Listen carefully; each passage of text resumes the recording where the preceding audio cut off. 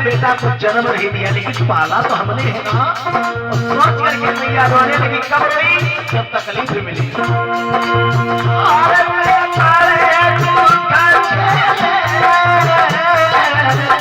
जिसे मैंने पाला है, अरे पाला जिसे हमने वही लाल पर बना वही नाम काला है।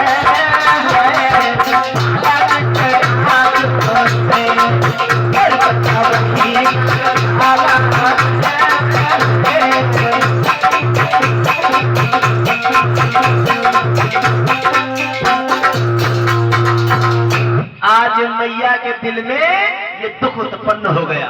हाँ, इसीलिए श्रोताओं याद करो परीक्षा जी आप भी जरा सा कथा में कि मैया धुंधली जो थी उनको फल दिया गया था कि ये फल आप खा लेना, लेकिन अभागिनी ने खाया नहीं, गऊ को खिला दिया था है? और आज जब मांगा हुआ लड़का वो पड़ोसन का दुख देने लगा तो आज अपनी कोख को पकड़ लिया और कहने लगी, आरी कोख पकड़ी गई बैठी की फूटी पड़ी थी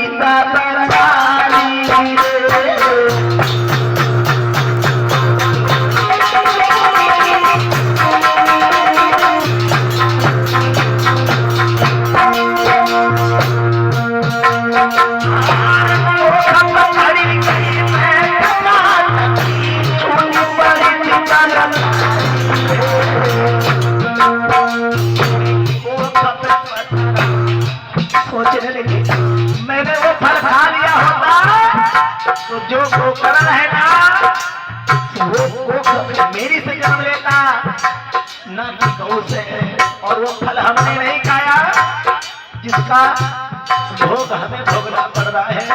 रो करके मैया बोली है,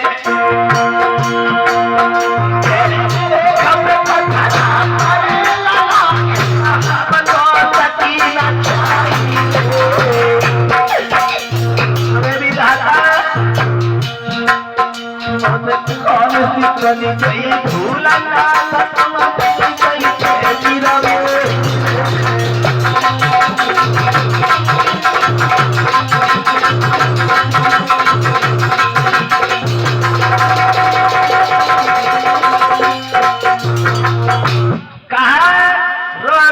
आज मैया का बुरा हाल हो गया, लेकिन अपने दिल की कह नहीं पाई। कैसे कहते किसी को बता भी नहीं सकती वो फल हमने नहीं खाया था, बता दोगी तो अपमान हो जाएगा। इसलिए यहीं से बताया गया कि नारी स्वभाव सत्य कब कही और अब गुड़ आठ सदा उड़ रही। माताओं के अंदर सोताओ ये हम नहीं कह रहे, वो समय तुलसीदास बाबा जी ने बतलाया है कि नारियों के अंदर 8 अवगुण सदैव रहते हैं। हाँ, जिसमें सबसे पहला रहता है झूठ बोलना। हाँ, झूठ बोलना श्रोताओं, कुछ बहनाएं ऐसी होती जो कि चप्पल चोर होती है। मतलब ये ना समझो इस गांव में ऐसी कोई बिटिया बहने ना है जो चप्पल चुरावे आई हो यहाँ, लेकिन हाँ कुछ गांव में ऐसी जो जरूर होती है, बरातें जो हैं और छोटे छोटे बच्चे जो बेटियां होती ना, हाँ जिनके पैरों जो पायल होती है बच्चों के होती नहीं, बेटियों को लोग पहना देते हैं शौक में कि हाँ हमारी बेटी हम उसे पहनाएंगे। तो क्या होता है, कुछ बहना जागती नहीं है, जागते ही बोले रोज देखा करिए, जब उनके अम्मा पापा सो जाइए तो बेटे उनके पहले जो खोल ले आए, और बाद में अगर पता लगे हमारे 2 दिन है गंगा सामने खड़ी के कसम खाओ, हाँ चलो डड्डा बाबा में चलो, डड्डा बाबा में चलो, मतलब हमका पूछ ले अम्मा बता दे दीजिए, और खोला ही लेकिन कसम खा ले। हाँ, लेकिन यू ना जाने कोई लोग अगर कोई भी नहीं या चुरावा हो तो यू ना जानो हम तुम्हारी बात कह रहे हैं, क्योंकि हम भैया तुम्हारे गांव घर की बात कहा जानी है, लेकिन हमें पता इस गांव में ऐसी कोई बहनाएं नहीं है। हाँ, आइए क्या हुआ, आज उस बहन ने क्या किया, कौन धुंधली ने आज अपने आप को बड़ा दुख व्यतीत पाया और अपने मन की कह भी नहीं पाई, कह नहीं पाई।